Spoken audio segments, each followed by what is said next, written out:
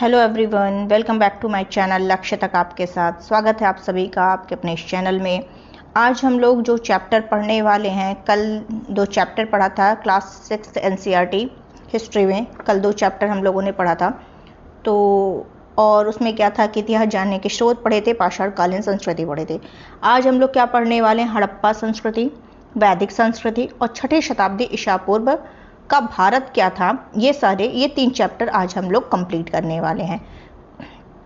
तो आज का जो पहला है हड़प्पा, ये है 6 के एनसीईआरटी है तो बहुत डीप नहीं है, शॉर्ट में है। तो कुछ चीज़ें जो फैक्ट के रूप में है, क्या इंपॉर्टेंट, वो हम बताते चलेंगे। बस फटाफट आपको क्या करना है, फास्ट स्पीड में रख करके सुन लेना है।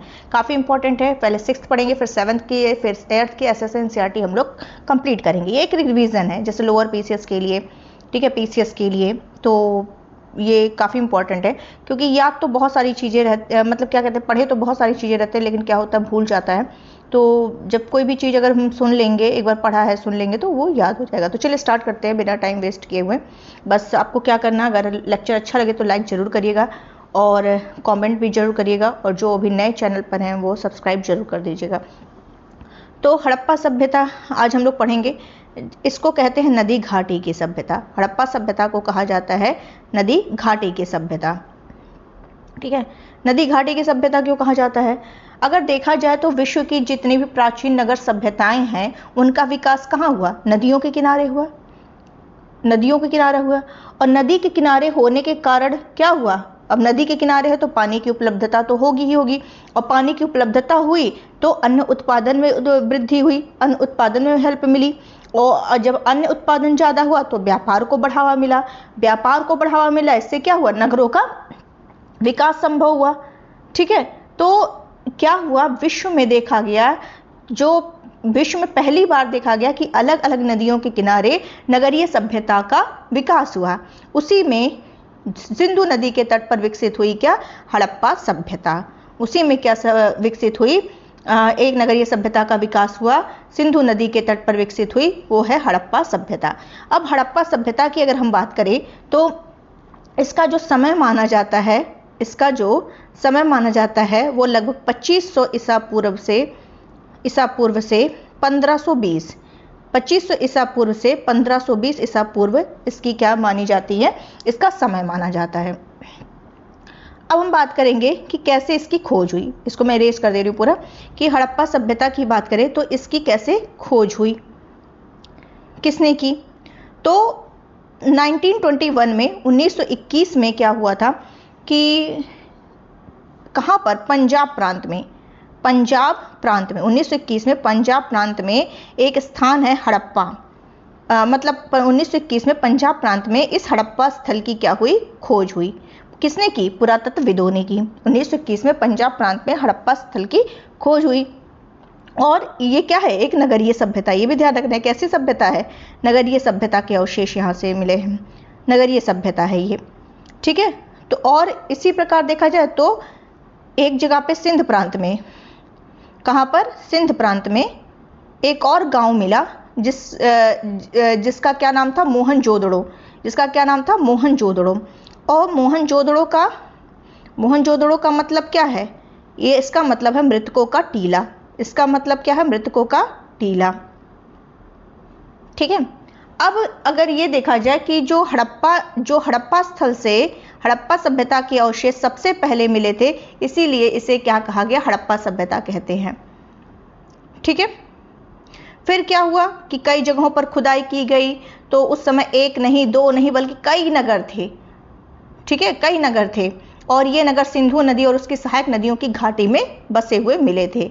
इस सभ्यता के कुछ क्षेत्र देखा जाए तो पाकिस्तान में है। भारत में रोपड़ जो मिला वो पंजाब में मिला। रोपड़ कहाँ मिला? पंजाब में मिला। कालीबंगा कहाँ मिला? राजस्थान में मिला। कालीबंगा राजस्थान में मिला। लोथल गुजरात में मिला, गुजरात में। दैमाबाद महाराष्ट्र में मिला। ये क्या है? इस हड़प्पा सभ्यता से संबंधित मुख्य पुरास्थल यहाँ पे मिले। एक उत्तर प्रदेश का है जो कि काफी इंपॉर्टेंट है। उत्तर प्रदेश में है मेरठ। उत्तर प्रदेश के मेरठ में आलमगीरपुर स्थल है। आलमगीरपुर आलमगीरपुर स्थल है जो कहाँ पर, किस नदी के किनारे, क्योंकि नदियों के किनारे मिला है, तो ये जो है हिंडन नदी के किनारे, हिंडन नदी के तट पर यूपी के मेरठ में आलमगीरपुर पुरास्थल स्थित है। इस पुरास्थल से क्या मिले हैं, हड़प्पा कालीन मिट्टी के बर्तन मिले हैं। यहाँ से क्या मिला, आलमगीरपुर से मिट्टी के बर्तन मिले हैं। अब हमको ये ध्यान रखना है कि हड़प्पा कालीन, ऐसे तो पूछ लेगा, प्लस पूछ लेगा हड़प्पा कालीन नगर की विशेषताएं क्या थी, इस समय क्या क्या विशेषताएं थी। तो इसमें विशेषता पहले ये थी कि नगरों का जो निर्माण था वो एक निश्चित योजना के अनुसार बना था, प्रॉपर योजना के साथ बना था। ठीक है, इनकी नगरों का निर्माण एक निश्चित योजना के आधार पर किया गया था। सड़कें जो थी चौड़ी थी, सड़कें चौड़ी थी, सड़कें चौड़ी थी, वे छोटी छोटी सड़कों और गलियों से जुड़ी हुई थी। सड़कें देखा जाए तो पूरब से पश्चिम की तथा उत्तर से दक्षिण की ओर जाती थी। सड़कों के किनारे नालियां बनी थी, सड़कों के किनारे पक्की पक्की नालियां बनी थी, और हर घर की जो नाली थी बड़ी नालों से जा करके मिल जाती थी। हर नाली में हल्की सी क्या कहते थे, हल्की सी ढाल बनी होती थी ताकि पानी क्या हो, आसानी से वो बह सके। तो ये इतना सारा देखने के बाद ये पता चलता है कि जो हड़प्पा सभ्यता के लोग थे वो सफाई और स्वच्छता के प्रति क्या थे, जागरूक थे। ठीक है, अब यहाँ के भवन निर्माण के बारे में बात करेंगे, यहाँ के भवन निर्माण के बारे में। तो यहाँ पे उत्खनन में जो बड़ी बड़ी इमारतें मिली हैं जो कैसी थी, आयताकार थी। कैसी थी, आयताकार थी। कहीं 2 मंजिला घर थे तो कहीं छोटे छोटे घर थे, और इन भवनों का निर्माण एक निश्चित योजना के अनुसार किया गया था कि प्रत्येक घर के बीच में एक आंगन होता था, आंगन के चारों ओर कमरे बने होते थे, प्रत्येक घर में रसोई घर, शौचालय, स्नान घर ये सब था, और 2 मंजिला ऊपर जाने के लिए सीढ़ियां भी बनी होती थी। ठीक है, तो इस तरीके से पूरा प्रॉपर योजना के साथ ये बनाया गया था। आगे देखते हैं कि इसमें और क्या है कि जो दीवारें थी वो किसकी थी। अब जब भाई नगरीय योजना थी, अच्छी खासी थी, तो पक्की ईंट का यूज हुआ होगा, पक्की ईंट की बनी हुई थी दीवारें। और हड़प्पा सभ्यता के नगर में जब खुदाई हुई तो पक्के घर के अलावा वहाँ पे बड़े बड़े गोदाम भी मिले हैं, बड़े बड़े गोदाम भी मिले हैं जहाँ पर अनाज इकट्ठा करके रखा जाता था। मोहनजोदड़ो से एक स्नानागार मिला है। स्नानागार कहाँ से मिला है, मोहनजोदड़ो से मिला है, मोहनजोदड़ो से मिला है। और इस स्नानागार के चारों तरफ कमरे बने हुए थे। अब हड़प्पा सभ्यता के रहन सहन की बात करेंगे। यहाँ का रहन सहन कैसा था, तो यहाँ के लोग चावल, गेहूं, जौ इनका मुख्य भोज्य पदार्थ था। क्या क्या था, चावल, गेहूं, जौ। ये लोग सूती और ऊनी दोनों प्रकार के वस्त्र पहनते थे। गेहूं, जौ, कपास, मटर, तिल, चावल की खेती करते थे। किसकी किसकी खेती करते थे, गेहूं, जौ, कपास, मटर, तिल और चावल की खेती करते थे। और बहुत सारे पालतू पशु भी इनके थे, बैल था, गाय, भैंस, बकरी, भेड़, सुअर, हाथी, ऊंट, ये सब इनके पालतू पशु थे। और इनके आभूषण भी ये बहुत सारे पहनते थे, जैसे हार हो गया, पाजेब हो गया, पाजेब मतलब पायल, बाली, अंगूठी, कंगन।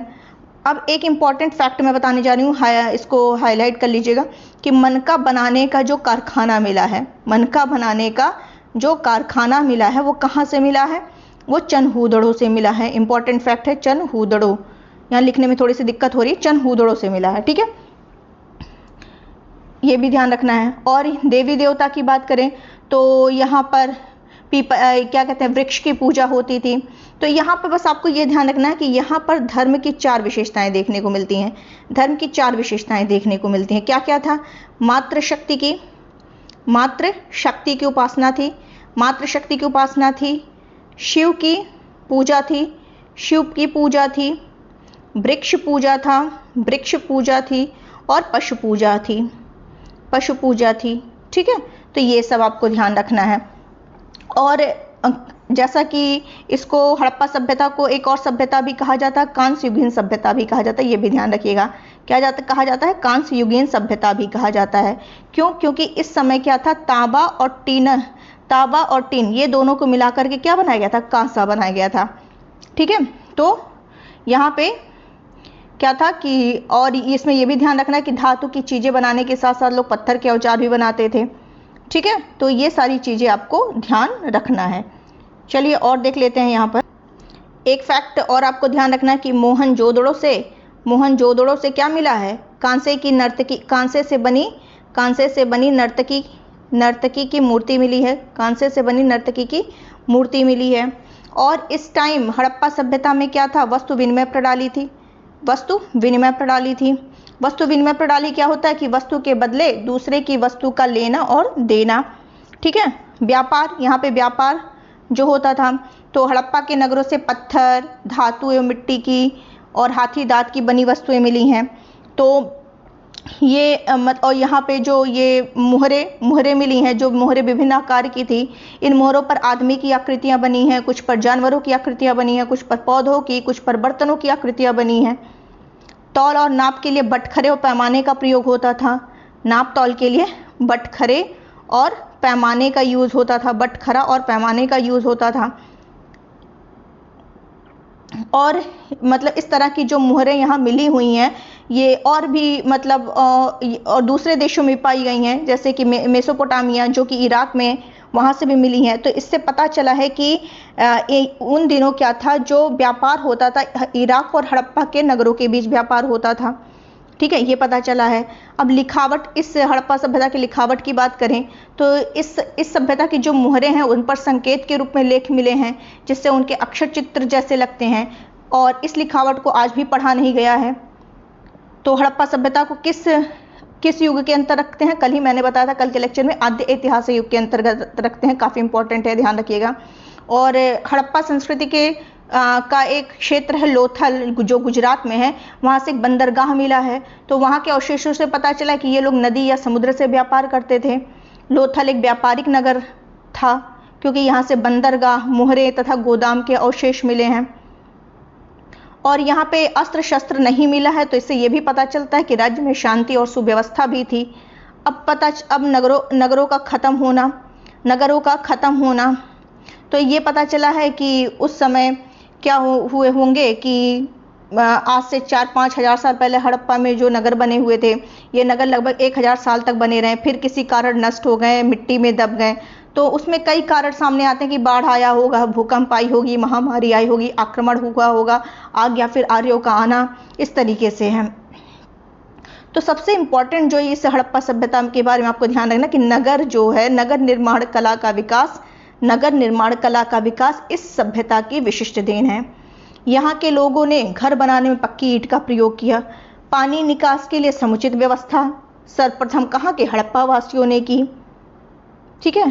तो ये आपको ध्यान रखना है। और यह सभ्यता कांस्ययुगीन सभ्यता थी। सबसे पहले कपास उत्पादन करने का श्रेय हड़प्पा सभ्यता के लोगों को है। हड़प्पा सभ्यता के लोग सूती कपड़े का प्रयोग करते थे। सभी जो भारतीय लिपियां थी वो बाएं से दाएं लिखी जाती थी, लेकिन हड़प्पा लिपि जो थी वो दाएं से बाएं लिखी जाती थी, ठीक। तो ये सारे इतने इंपॉर्टेंट जो फैक्ट हैं वो आपको हड़प्पा सभ्यता के बारे में जानना है। तो चलिए अब चलते हैं नेक्स्ट चैप्टर की तरफ मूव। नेक्स्ट सभ्यता की तरफ चलने से नेक्स्ट टॉपिक की तरफ चलने से पहले हम क्या करते हैं कि एक और पढ़ लेते हैं, कुछ और पढ़ लेते हैं इसमें। मेसोपोटामिया सभ्यता, कभी कभी क्वेश्चन इधर उधर से भी आ जाता है। मेसोपोटामिया पर सभ्यता जो थी ये किस नदी के किनारे थी, दजला फरात नदी के किनारे थी। किस नदी के किनारे, दजला फरात नदी के किनारे। और यहाँ पे एक इनके जो देवता थे वो जिगुरत में इनके देवता निवास करते थे। इनकी लिपि भी कैसी थी, चित्रात्मक थी। एक सभ्यता है मिस्र सभ्यता नील नदी के किनारे। और यहाँ पे जो मिस्र सभ्यता में क्या करते थे, जो डेड बॉडीज होती थी उनको संरक्षित करने के लिए उनके शरीर पर एक पदार्थ लगाया जाता था। वो पदार्थ का क्या नाम है, नाइट्रोन नामक पदार्थ का लेप लगाकर उसे पतले और मुलायम कपड़े से ढक देते थे, और इस प्रकार के शरीर को मम्मी कहा जाता था, ठीक है। तो और इनको पिरामिड के अंदर रखा जाता था। एक है क्रीट सभ्यता है, एक क्या है, क्रीट सभ्यता है। इसे द्वीप सभ्यता भी कहते हैं। क्रीट सभ्यता को द्वीप सभ्यता भी कहते हैं। और यह सभ्यता कहाँ पर विकसित हुई, भूमध्य सागर के किनारे विकसित हुई। कहाँ पर हुई, भूमध्य सागर के किनारे विकसित हुई। सुंदर चित्रकारी के कारण यहाँ के बर्तनों की मांग दूसरे देशों में भी थी। नेक्स्ट सभ्यता है चीन सभ्यता वांगहो नदी के किनारे विकसित हुई। यहाँ पर सॉटन के कपड़े तथा बांस पर लिखना सबसे पहले चीन ने शुरू किया। कागज का आविष्कार सबसे पहले चीन ने शुरू किया। तो ये सारी चीजें आपको अब याद हो गई होंगी। तो क्वेश्चन ये है मोहनजोदड़ो के विषय, अरे इसके हड़प्पा सभ्यता के बारे में 2-3 क्वेश्चन मैं आपसे करूंगी। इसका आंसर कमेंट बॉक्स में आपको देखना कि मोहनजोदड़ो का अर्थ मैंने क्या बताया है, क्या है। रोपड़ किस राज्य में है भारत के, कालीबंगा किस राज्य में है। और व्यापार किन 2 सभ्यताओं के नगरों के बीच में होता था, ये भी आपको हड़प्पा सभ्यता और किसके नगरों के बीच होता था। इन 3 क्वेश्चन के आंसर आपको कमेंट बॉक्स में देने हैं। तो चलिए अब चलते हैं दूसरे टॉपिक की तरफ मूव करते हैं। अब हम पढ़ेंगे वैदिक काल के बारे में। वैदिक काल के बारे में, वैदिक काल का समय जो चलता है वो 1500 से 600 ईसा पूर्व चलता है। 1500 से 600 ईसा पूर्व चलता है। वैदिक सभ्यता, जिसको आर्य सभ्यता भी कहा जाता है। वैदिक काल से तात्पर्य क्या है, उस युग से है जिसका ज्ञान हमें वैदिक साहित्य से मिलता है। और वेदों से हमें आर्य की राजनीतिक व्यवस्था, उनकी सामाजिक व्यवस्था, उनके धर्म, कला, इन सभी की जानकारी मिलती है। और वैदिक सभ्यता को ही क्या कहा जाता है, आर्य सभ्यता भी कहते हैं। ध्यान रखिएगा कि वैदिक सभ्यता को आर्य सभ्यता भी कहते हैं। वैदिक सभ्यता को आर्य सभ्यता भी कहते हैं। और आर्य का अर्थ क्या है, आर्य का अर्थ होता है श्रेष्ठ या उत्तम। आर्य का अर्थ क्या होता है, श्रेष्ठ या उत्तम। ठीक, यह माना जाता है कि हड़प्पा सभ्यता के अवसान के बाद, पतन के बाद वैदिक संस्कृति का विकास हुआ। सॉरी, अब हम बात करेंगे इनका प्रारंभिक जीवन कैसा था। पहले क्या था, शुरू में आर्य इधर उधर घूमते रहते थे, कबीलों में रहते थे। वो घोड़ा हो गया, गाय हो गया, बैल हो गया, ये सब पशुओं को पालते थे। तो उनके चारा पानी के लिए, उन उपजाऊ भूमि की तलाश में वो क्या कर रहे थे, इधर से उधर भटकते थे, एक स्थान से दूसरे स्थान तक जाते रहते थे। तो जहाँ भी उनको उपजाऊ भूमि मिलती थी, जहाँ पर पशुओं के लिए चारा मिलता था, वहाँ वो क्या करते थे, बस जाते थे। इस तरह क्या हुआ, आर्य समूह में आते और नए नए नगरों में क्या करते थे, बस जाते थे। तो इस तरीके से देखा जाए कि लगभग 1200 से 1000 ईसा पूर्व तक, 1200 से 1000 ईसा पूर्व तक आर्य जो है सिंधु, सतलज, ब्यास और सरस्वती नदी के किनारे बस गए। ठीक है, तो ये जो है आर्य सभ्यता का, अगर ये पूछ ले कि आर्य सभ्यता का प्रसार कहाँ हुआ, आर्य सभ्यता का प्रसार या प्रारंभ कहाँ देखने को मिलता है, तो वो मिलता है सप्त सैंधो प्रदेश में। कहाँ मिलता है, सप्त सैंधो प्रदेश में। आर्य सभ्यता का प्रसार या प्रारंभ कहाँ मिलता है, सप्त सैंधो प्रदेश में। ये सप्त सैंधो जो है, ये 7 नदी है। ये 7 नदी है। कौन सी 7 नदी है, सिंधु, रावी, ब्यास, झेलम, चिनाब, सतलज, सरस्वती। क्या क्या है, सिंधु, रावी, ब्यास, झेलम, चिनाब, सतलज, सरस्वती है। ठीक, तो ये है, यहाँ पर हुआ। अब हम बात करेंगे कि जो वैदिक सभ्यता है, जो वैदिक सभ्यता है, वैदिक सभ्यता, इसको इतिहासकारों ने 2 कालों में विभक्त कर दिया, 2 कालों में बांट दिया। एक है ऋग्वैदिक काल, एक है ऋग्वैदिक काल और एक है उत्तर वैदिक काल। एक है ऋग्वैदिक काल और दूसरा है उत्तर वैदिक काल। ऋग्वैदिक काल की बात करें तो 1500 से 1000 ईस्वी है। ये ऋग्वैदिक काल जो है 1500 से 1000 ईसा पूर्व है और उत्तर वैदिक काल 1000 से 600 ईसा पूर्व है। क्लियर है इतनी चीजें? ठीक है, आगे चलते हैं। जो आर्य हैं, जो आर्य थे वो क्या करते थे, कबीलों में रहते थे। आर्य जो थे वो क्या करते थे, कबीलों में रहते थे। और इन कबीलों का नाम क्या होता था, मुखिया के नाम पर होता था। इन कबीलों का नाम किसके नाम पर होता था, मुखिया के नाम पर होता था। और इन कबीलों को क्या कहा जाता था, जन कहा जाता था। इन कबीलों को क्या कहा जाता था, जन कहा जाता था। और वेदों में ऐसे हमें कई जनों का उल्लेख भी मिलता है, जैसे कि पुरुजन, यदुजन, तुर्वशजन, भरतजन, ऐसे कई जनों का उल्लेख मिलता है। ऋग्वेद में जो राजा होता था वो जन का स्वामी होता था। जन का स्वामी कौन कहलाता था, राजा कहलाता था। जन का स्वामी कौन होता था, राजा कहलाता था। इतना आपको फैक्ट पता चल गया होगा। और इस राजा को जन रक्षक भी कहा जाता था। ठीक है, अब देखते हैं, जन मैंने बता दिया। अब जन में क्या होता था, कई विष होते थे। जन में क्या होता था, कई विष होते थे। और इस विष का जो मुखिया होता था वो क्या होता था, विषपति होता था।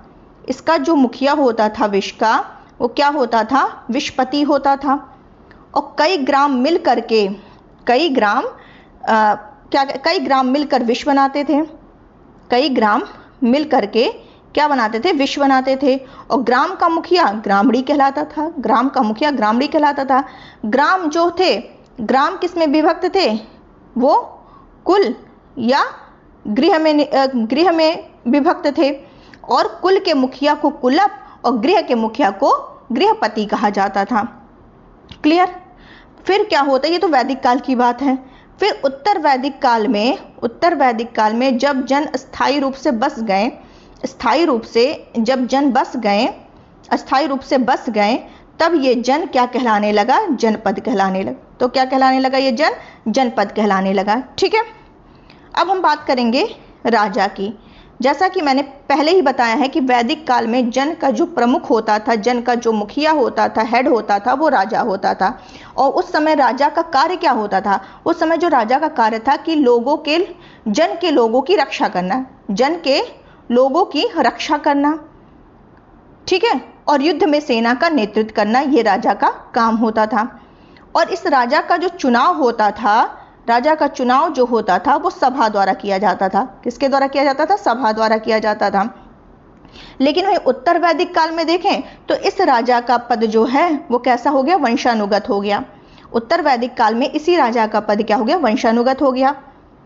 ठीक है। राजा पर नियंत्रण रखने के लिए सभा और समिति नामक 2 संस्थाएं भी बनाई गई थी। ठीक। किसी समस्या को सुलझाने के लिए क्या होती थी, सभा होती थी। और इस सभा में 70 से 80 लोग बैठते थे। 70 से 80 लोग बैठते थे। उनमें से 5 से 6 लोग विशेष आसन पर बैठते थे। आसन पर बैठने वाले लोग क्या कहलाते थे, जो 5 से 6 लोग होते थे विशेष आसन पर जो बैठते थे, उनको क्या कहलाते थे, राजन्य कहलाते थे।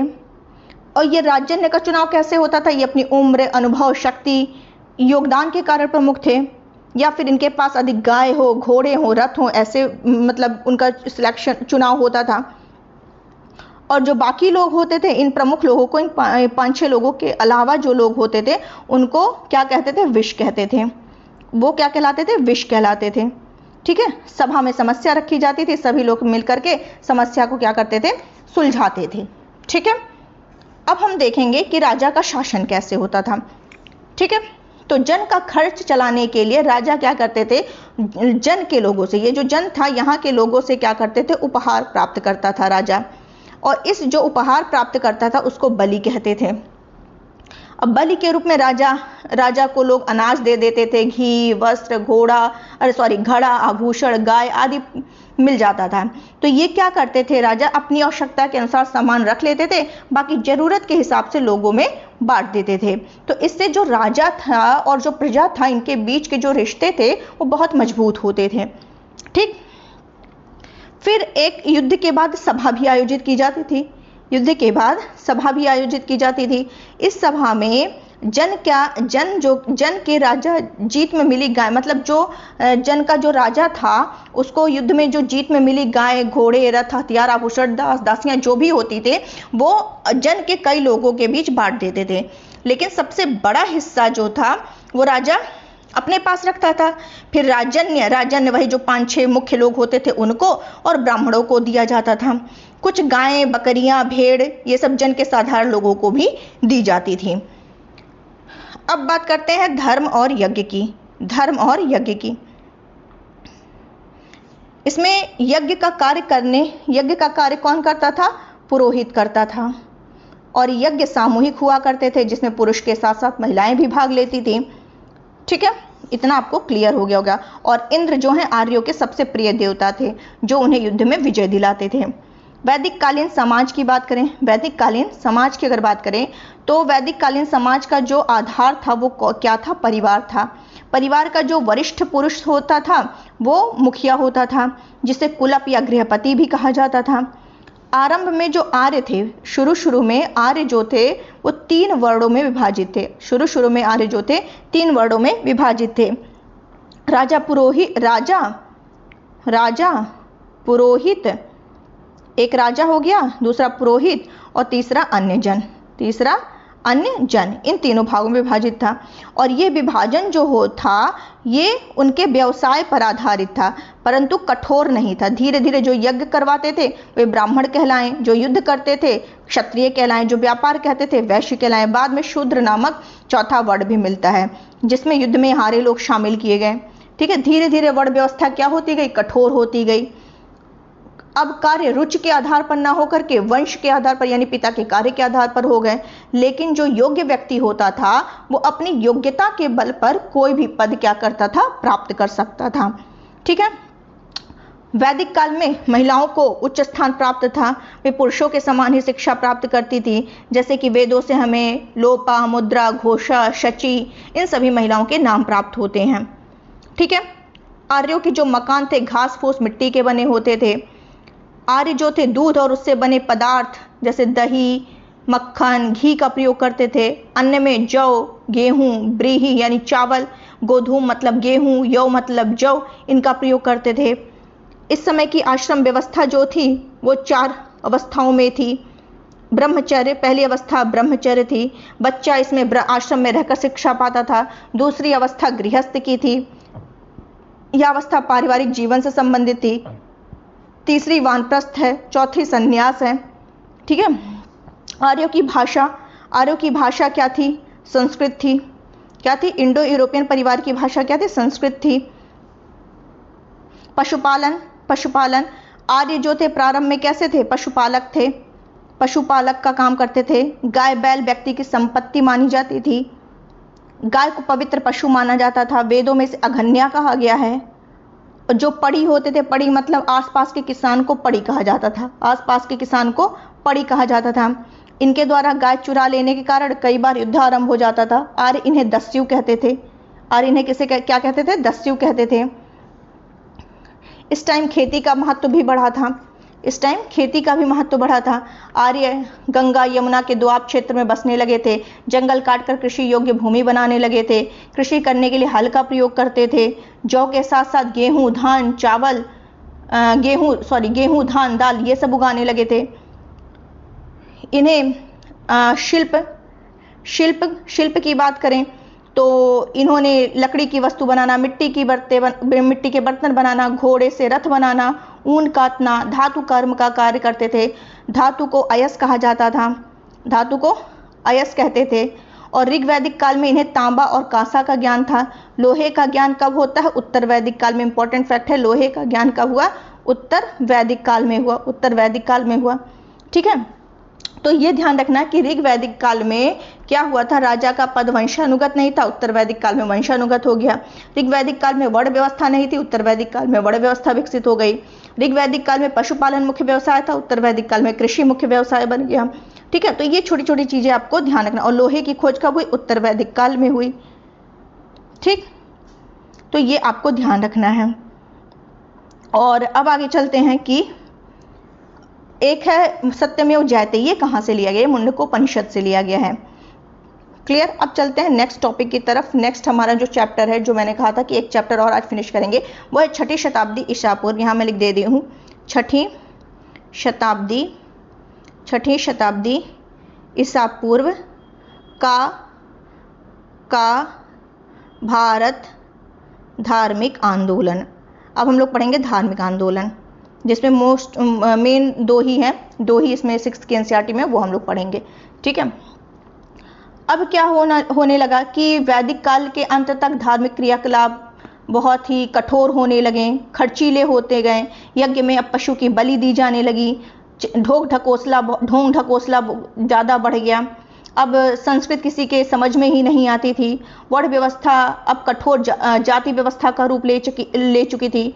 पुरोहित जो थे ये पूरे समाज को ऊंचे और नीच जाति में विभाजित कर दिए थे। इन सभी कारणों से समाज में जो थी वो पूर्णतः असंतुलन की स्थिति बन गई। ठीक है, इस तरह क्या हुआ, पूरे असंतुलन की स्थिति बन गई। तो अब क्या हम लोग पढ़ेंगे, धार्मिक आंदोलन।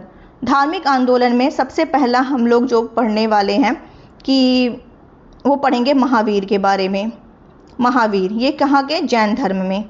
जैन धर्म के महावीर स्वामी जो है माने जाते हैं 24वें तीर्थंकर माने जाते हैं। 24वें तीर्थंकर माने जाते हैं। और इनका बचपन का नाम क्या था? वर्धमान था। इनका जन्म कहाँ हुआ था? वैशाली जो कहाँ पर है? बिहार में है, वैशाली में हुआ था। और कब हुआ था? 540 ईसा पूर्व में इनका जन्म हुआ था। ये क्या करते हैं? 30 वर्ष की अवस्था में, कब? 30 वर्ष की अवस्था में इन्होंने घर छोड़ करके कठिन तपस्या की और अपनी इंद्रियों पर विजय पाने के लिए वे महावीर और जिन कहे गए। जब वो विजय प्राप्त कर ली अपनी इंद्रियों पर, तो वे महावीर और जिन कहलाएं, यानी विजेता कहलाएं। और फिर इन्होंने क्या किया? इन्होंने अपने सिद्धांतों का जो प्रचार किया वो किस भाषा में किया? प्राकृत भाषा में किया। इन्होंने अपने सिद्धांत का प्रचार प्राकृत भाषा में किया। उस समय आम लोगों की बोलचाल की भाषा यही थी। महावीर स्वामी के अनुसार मनुष्य का जो सबसे बड़ा लक्ष्य था वो क्या था? वो कैवल्य प्राप्त करना था, मोक्ष प्राप्त करना था। वहीं ये पूछ ले कि प्रथम तीर्थंकर कौन थे जैन धर्म के, तो वो कौन थे? ऋषभदेव थे। ऋषभदेव जो थे वो जैन धर्म के प्रथम तीर्थंकर माने जाते हैं। अब इनका ध्यान रखना है कि महावीर स्वामी ने जैन धर्म के त्रिरत्न कौन से माने जाते हैं? जैन धर्म के त्रिरत्न कौन से माने जाते हैं? वो है सम्यक दर्शन। सम्यक दर्शन का मतलब है सही बातों में विश्वास करना। ध्यान रखिएगा, इंपॉर्टेंट है। सम्यक दर्शन का मतलब है सही बातों में विश्वास। दूसरा है सम्यक ज्ञान का मतलब है सही बातों को ठीक से समझना। और तीसरा है सम्यक आचरण, यानी कि उचित कर्म करना। तो ये महावीर स्वामी ने अच्छे व्यवहार व आचरण के लिए 5, और फिर इन्होंने क्या? जैन धर्म में तो इन्हें त्रिरत्न कहा गया। फिर महावीर स्वामी ने अच्छे आचरण के लिए कि अच्छे आचरण सब करे, उसके लिए इन्होंने क्या किया? 5 महाव्रतों का पालन करने के लिए कहा। वो 5 महाव्रत कौन से? अहिंसा, सत्य, अस्तेय, अपरिग्रह, ब्रह्मचर्य। अहिंसा मतलब जीवों को ना मारना, सत्य मतलब सच बोलना, अस्तेय मतलब चोरी ना करना, अपरिग्रह मतलब अनुचित धन ना जुटाना, ब्रह्मचर्य मतलब इंद्रियों को वश में करना। फिर क्या है कि महावीर स्वामी के कैवल्य के लगभग 2 शताब्दियों के बाद उनके जो जैन अनुयायी थे वो 2 भाग में बट गए। उनके जैन अनुयायी जो थे वो 2 भागों में, 2 संप्रदाय में बट गए। एक है श्वेतांबर और दूसरे हैं दिगंबर। श्वेतांबर जो थे सफेद कपड़े पहनने वाले और दिगंबर जो थे निर्वस्त्र रहने वाले। ठीक, तो इतना जो 6th की एनसीईआरटी इतना आपको बताती है। फिर हम पढ़ेंगे महात्मा बुद्ध के बारे में। महात्मा बुद्ध को गौतम बुद्ध के नाम से भी जाना जाता है और ये बौद्ध धर्म के संस्थापक माने जाते हैं। बौद्ध धर्म के संस्थापक कौन थे? महात्मा बुद्ध जी थे। इनका जन्म देखें, जन्म इनका 563। इनका जन्म जो है 563 ईसा पूर्व है। इनका जन्म 563 ईसा पूर्व में कहाँ पर? लुम्बिनी कहाँ है? नेपाल में कपिलवस्तु के निकट है। नेपाल में कपिलवस्तु के निकट लुम्बिनी नामक स्थान में इनका जन्म 563 में हुआ था। जन्म ईसा से 563 वर्ष पूर्व इनका जन्म हुआ था। इनके पिता कौन थे? इनके पिता शुद्धोधन जो थे वो शाक्य गणराज्य के राजा थे। और महात्मा बुद्ध के बचपन का नाम क्या था? सिद्धार्थ था। इनकी कहानी तो आपको पता ही होगी कि एक बार जाते हैं तो वो 4 लोगों को देखते हैं, तो वहीं से डिसाइड करते हैं कि मुझे क्या करना है। ठीक है, तो ये क्या करते हैं कि तपस्या करने के लिए ये भी निकल जाते हैं। ये क्या करते हैं कि बिहार प्रांत के गया नामक स्थान पर ये ऋषियों के साथ जाते हैं जहां उन्हें ज्ञान प्राप्त होता है। इनके सारथी का नाम आप ध्यान रखिएगा, चन्ना है। ये इन्हीं के साथ जाते हैं और इन्हीं के साथ ये भ्रमण करते हैं। तब वो 4 लोगों को देखते हैं और चौथा जो इंसान देखते हैं कि वो सन्यासी था, उसी को देख करके डिसीजन लेते हैं कि ये एकदम अलग दिखाई देता है और यह एक साधु जब चन्ना बताता है कि यह एक साधु है, इसने अपने जीवन के यथार्थ को समझने के लिए सारे सुख और दुखों का त्याग कर दिया, तो वहीं से वो देख करके क्या करते हैं, वो चन्ना से कहते तुम यह सब लेकर वापस कपिलवस्तु लौट जाओ, और ये अपनी पत्नी यशोधरा और राहुल को छोड़ करके साधु वेश धारण करके जीवन के यथार्थ को समझने के लिए निकल पड़ते हैं।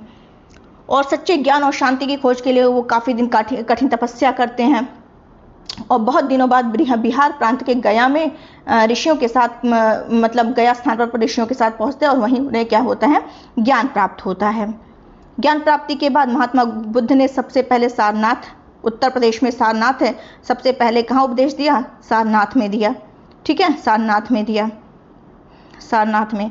और इन्होंने मध्यम मार्ग, ये ध्यान रखिएगा, इन्होंने मध्यम मार्ग अपनाने की शिक्षा दी। ये इंपॉर्टेंट है, मोस्ट इंपॉर्टेंट, मध्यम मार्ग अपनाने की इन्होंने शिक्षा दी, जिसका अर्थ है ना तो बहुत ज़्यादा, ना तो विलासिता, ना तो अधिक कठोर तप। महात्मा बुद्ध ने 4 आर्य सत्य को माना। महात्मा बुद्ध ने 4 आर्य सत्य को माना। क्या माना कि दुख है, दुख दूर कर, दुख का कारण भी है, दुख है तो दुख का कारण भी है, दुख है दुख का कारण भी है, दुख दूर करने का उपाय भी है, दुख दूर करने का उपाय भी है। और चौथा इन्होंने बताया दुख के दूर करने का उपाय क्या है, अष्टांगिक मार्ग है, अष्टांगिक मार्ग है। क्लियर, अष्टांगिक मार्ग है। तो इस अष्टांगिक मार्ग जो है वो क्या है कि इन्होंने 8 मार्ग क्या होता है कि जीवन को सुचारू रूप से चलाने के लिए सही सोच होना चाहिए। दूसरा क्या, सही बात और सही कार्य करना है। तीसरा, सत्य बोलना है। चौथा, अच्छा कार्य करना है। पांचवा, अच्छे कार्य द्वारा जीविका अर्जित करनी है। छठा, मानसिक और नैतिक उन्नति के लिए प्रयास करना है। सातवां, अपने कार्य व्यवहार पर हमेशा नजर रखना है। और आठवां, ज्ञान प्राप्ति के लिए ध्यान केंद्रित करना है। क्लियर। और महात्मा बुद्ध ने दुख से छुटकारा पाने को क्या कहा है, निर्वाण कहा है। क्या कहा है, निर्वाण कहा है। ठीक। और इनके उपदेश, उनका उपदेश मैंने प्राकृत बताया था, और इनका उपदेश जो है वो किस में है, पाली भाषा में। महात्मा बुद्ध का उपदेश पाली भाषा में है, पाली भाषा में है। और महात्मा बुद्ध का महापरिनिर्वाण जो है, महापरिनिर्वाण जो है वो कुशीनगर जो कि कहाँ, उत्तर प्रदेश, यहाँ पर हुई है। ठीक है, ये भी ध्यान रखना है। और महात्मा बुद्ध का जब महापरिनिर्वाण हुआ तो कुछ शताब्दियों बाद बौद्ध अनुयायी भी 2 संप्रदाय में बट गए, हीनयान और महायान, हीनयान और महायान। तो इतना आपको आज ध्यान रखना है। ठीक है, और बाकी कल भी हम लोग 3-4 चैप्टर फिनिश करेंगे जल्दी जल्दी। इसको 1-2 दिन और लगेगा, फिर ये 6th एनसीईआरटी खत्म करके 7th वाले पे हम लोग पहुंच जाएंगे। तो आज के लिए बस इतना ही रखते हैं। अगर आपको अच्छा लगा हो, समझ बहुत ज़्यादा नहीं लिखती हूँ, खाली लेक्चर दे, क्योंकि सुनने से चीज़ें याद हो जाती हैं। तो प्लीज़ अगर आपको थोड़ा सा भी बेनिफिट मिल रहा है तो लाइक, शेयर एंड सब्सक्राइब जरूर करिएगा। शेयर भले ना करिए, लेकिन लाइक एंड कॉमेंट जरूर कर दिया करिए। और क्वेश्चन का आंसर जो मैंने पूछा है कि चलिए आप बताइएगा कि त्रिरत्न किससे संबंधित और वो तीनों रत्न कौन से थे। ठीक है, तो ये आपका क्वेश्चन इस वाले चैप्टर से है। तो ये आपको ध्यान रखना। बाकी लाइक, शेयर और सब्सक्राइब करना बिल्कुल मत भूलिएगा, कमेंट जरूर करिएगा। आज के लिए बस इतना रखते हैं, कल फिर मिलते हैं। Thank you so much.